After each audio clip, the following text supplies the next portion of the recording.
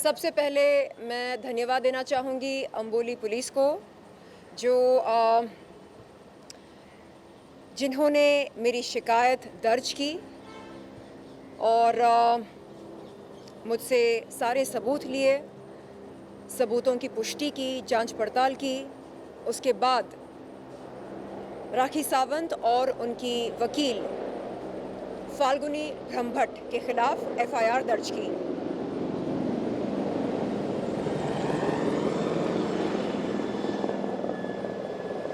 तो मैं धन्यवाद देती हूँ अंबोली पुलिस को जिन्होंने मेरी शिकायत दर्ज की और राखी सावंत और उनकी वकील फाल्गुनी ब्रह्मभट्ट के खिलाफ एफआईआर दर्ज की। अब मैं आपको क्रोनोलॉजी समझाती हूँ।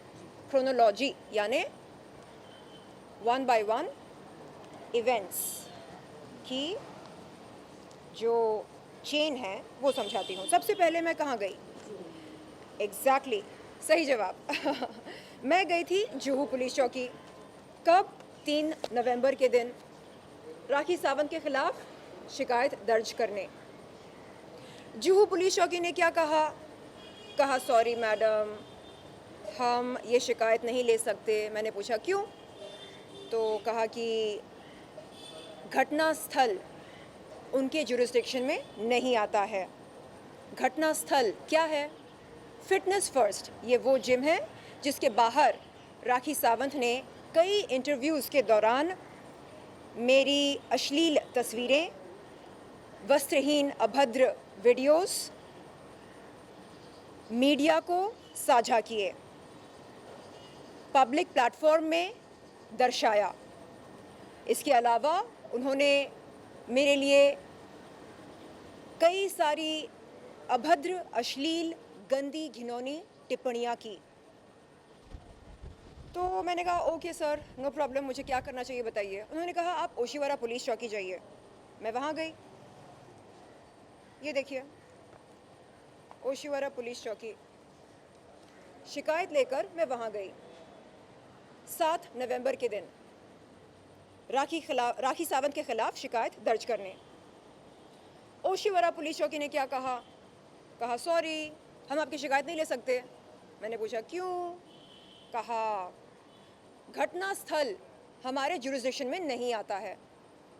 मैंने पूछा मैम, जुहू पुलिस चौकी ने भी यही कहा, आप भी यही कह रहे हैं, तो मैं जाऊं तो कहाँ जाऊं? उन्होंने कहा एक काम करो, आप अंबोली पुलिस चौकी जाओ, क्योंकि ये जो फिटनेस फर्स्ट जिम है ये सब टीवी लेन में है, तो ये अंबोली जुरिस्डिक्शन में आता है। मैंने कहा मैम, ये जो अपराध है ये सोशल मीडिया पर वायरल हो गया है, प्रसारित हो चुका है, तो क्या फ़र्क पड़ता है जुरिस्डिक्शन कहाँ का है, जुरिस्डिक्शन बैठता है कि नहीं बैठता है? आप शिकायत दर्ज कीजिए ना मेरी। उन्होंने कहा नहीं, ऐसा नहीं चलता है, जुरिस्डिक्शन के अंदर अगर घटना स्थल हो तो ही हम शिकायत दर्ज कर सकते हैं, ये कानून कहता है। उन्होंने मुझको समझाया। मैंने कहा कोई बात नहीं।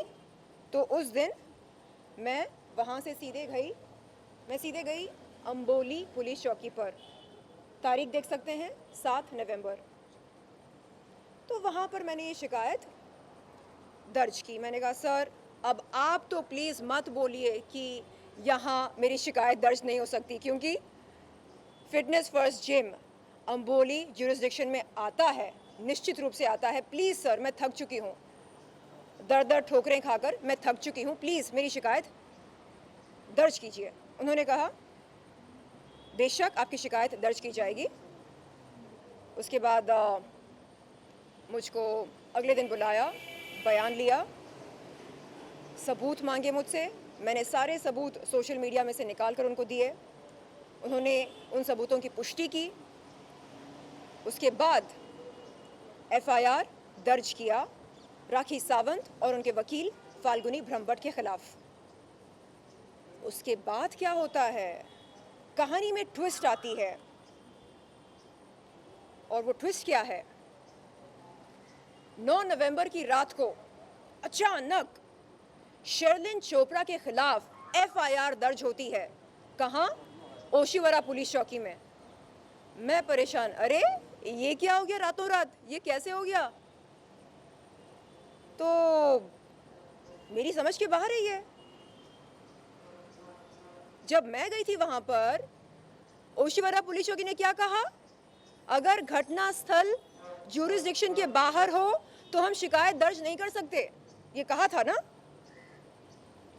जब राखी सावंत उसके वकील के साथ गई तो उन्होंने ये बात नहीं रखी उनके सामने।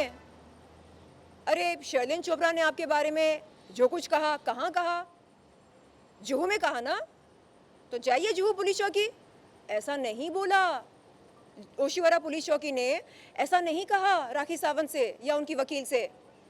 तुरंत बगैर सबूतों की पुष्टि किए फटाफट शर्लिन चोपड़ा के खिलाफ आईपीसी 509 की धारा लगा दी। क्यों? क्योंकि वो एक कॉग्निजेबल धारा है। आईपीसी 509 क्या कहता है? अगर कोई इंसान किसी महिला के खिलाफ कोई अभद्र शब्द का प्रयोग करता है या कोई अभद्र हरकत से उस महिला की इज्जत को उछालने की कोशिश करता है, तो उस इंसान पर ये धारा लागू होती है। अब सवाल ये पैदा होता है कि शर्लिन चोपड़ा ने ऐसा क्या बोला राखी सावंत के खिलाफ, या ऐसी कौन सी हरकत की? गंजी बोला, अश्लील बोला, घिनौनी बोला, बदजात बोला, बददिमाग बोला, गेंडी बोला, चर्बी की दुकान बोला।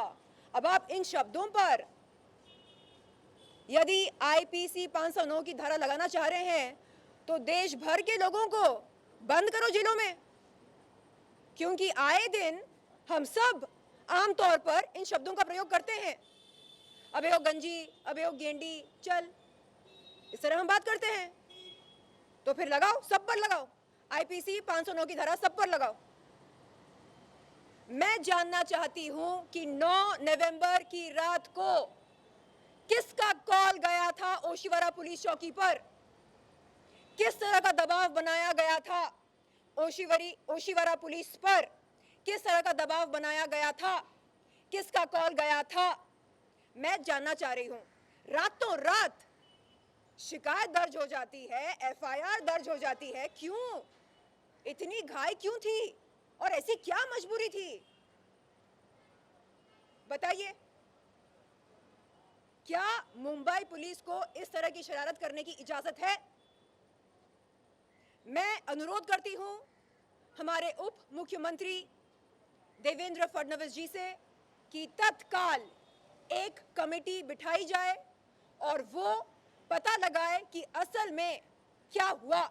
9 नवंबर की रात को किसका कॉल गया था ओशिवरा पुलिस चौकी पर? जिस पुलिस अधिकारी ने बगैर सोचे समझे, बगैर सबूतों की पुष्टि किए मेरे खिलाफ एफआईआर दर्ज किया, उनसे सवाल पूछने चाहिए। आखिरकार ऐसी क्या मजबूरी थी जो आप 10 तारीख की सुबह तक रुक नहीं सके? रातों रात के 12 बजे आपने एफआईआर दर्ज कर दिया। क्यों? ऐसी क्या मजबूरी थी? किसका कॉल गया था ओशिवरा पुलिस चौकी पर? ये देखिए, अरे हम जाते हैं पुलिस चौकी पर, हमसे 1000 सवाल पूछे जाते हैं, जैसे अच्छा घटना स्थल कहाँ है, ये अपराध कहाँ घटी, सबूत है आपके पास, पेश कीजिए। सबूतों की पुष्टि होती है, उसके बाद एफआईआर दर्ज होता है। यहां पर क्या हुआ? सबूतों की पुष्टि हुई, हो गई, रातों रात शिकायत दर्ज हो गई, एफआईआर दर्ज हो गया, इन्वेस्टिगेशन हो गया और धारा लग गई। क्या कानून अलग अलग लोगों के लिए अलग होता है? क्या ज्यूरिसडिक्शन का नियम केवल शर्लिन चोपड़ा पर लागू होता है? अगर नहीं तो फिर 9 नवंबर की रात को ओशिवरा पुलिस चौकी पर मेरे खिलाफ जो एफआईआर दर्ज हुई वो क्यों हुई? किसके दबाव के अनुसार हुई? किसके बोलने पर हुई? इन बातों की तहकीकात होनी चाहिए। लोग पूछ रहे हैं मैम, अगर आप जो एक सेलिब्रिटी हैं, आपके साथ ये सब हो सकता है, तो जरा सोचिए एक आम इंसान के साथ क्या कुछ नहीं होता होगा। ये है मेरे एफआईआर की कॉपी। आप देख सकते हैं कौन सी धाराएं लगी हैं। 3 कॉग्निजेबल धाराएं हैं। आईपीसी 354A कॉग्निजेबल है, आईपीसी 509 कॉग्निजेबल है, आईटी एक्ट 67A महा कॉग्निजेबल है। उनके एफआईआर में जो मेरे खिलाफ दर्ज हुई उसमें क्या है? आईपीसी 504, आईपीसी 506, आईपीसी 500, ये तीनों नॉन कॉग्निजेबल हैं। और कॉग्निजेबल धारा बिठाने के लिए जबरदस्ती आईपीसी 509 धारा लगाई गई। मैं कहती हूं, इतनी घाई क्यों थी? जरा पुष्टि कर लेते, जांच पड़ताल कर लेते। अगर आईपीसी 509 की धारा मुझ पर लगती है, आप सबके सामने आज मैं शर्लिन चोपड़ा ये कहती हूं कि मैं अरेस्ट होने को तैयार हूं। लेकिन अगर ये धारा नहीं लगती है तो ओशिवरा पुलिस चौकी बताए मुझे कि क्यों जल्दबाजी में ये एफआईआर दर्ज किया गया मेरे खिलाफ। ऐसी क्या मजबूरी थी, ऐसा क्या दबाव था उन पर? यहां इतने बड़े बड़े धाराएं हैं, आईटी एक्ट 67 जो महा कॉग्निजेबल है, हाँ, लेकिन फिर भी हम चुपचाप बैठे हैं। क्यों? क्योंकि हमें अंबोली पुलिस पर पूरा यकीन है, पूरा विश्वास है। अंबोली पुलिस ने कहा कि देखिए, हम जल्दबाजी नहीं करेंगे, कानून के दायरे में रहकर हम आपकी मदद करेंगे, आपको इंसाफ दिलाएंगे।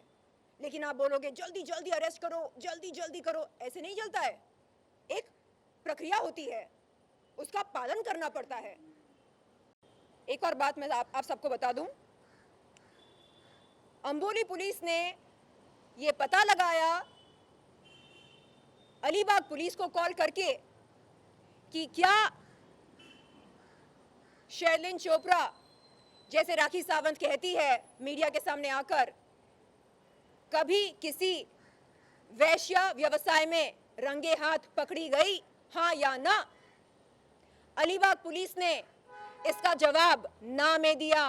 कहा कि उनके पास ऐसी कोई एफआईआर नहीं है जिसमें शर्लिन चोपड़ा का नाम मौजूद हो बतौर आरोपी।